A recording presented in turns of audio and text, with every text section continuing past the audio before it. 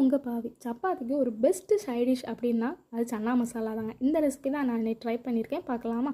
அதுக்கு 1 கப் அளவுக்கு ஊற வச்ச கொண்டக்கடலை ஆட் பண்ணிக்கோங்க. அப்புறம் நீளமாக கட் பண்ண வெங்காயம், தக்காளி, பச்சை மிளகா, கிராம்பு, பட்டை, ஏலக்காய், சோம்பு, அப்புறம் உப்பு ஆட் பண்ணி ஒரு 5 விசில் விட்டு எடுத்து ஓரமாக வச்சுக்கோங்க.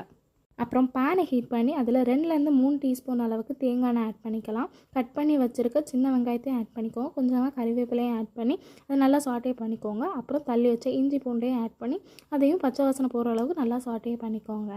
மசாலாவில் உப்பு, மஞ்சள் தூள், மிளகாய்த்தூள், கரம் மசாலா, பெப்பரு, மல்லித்தூள் இதெல்லாம் ஆட் பண்ணி நல்லா வதக்கிக்கலாம் பச்சை வாசனை போகிற வரைக்கும். அப்புறம் வேக வச்சு வச்சுருக்க கொண்டக்கடலையும் ஆட் பண்ணி ஒரு 10 நிமிஷம் மூடி போட்டு ஒரு ஸ்லோ ஃப்ளேமில் வச்சு வேக வச்சு எடுத்துக்கோங்க. அப்போ மசாலாலாம் கொண்டக்கடலையில் இறங்கும்.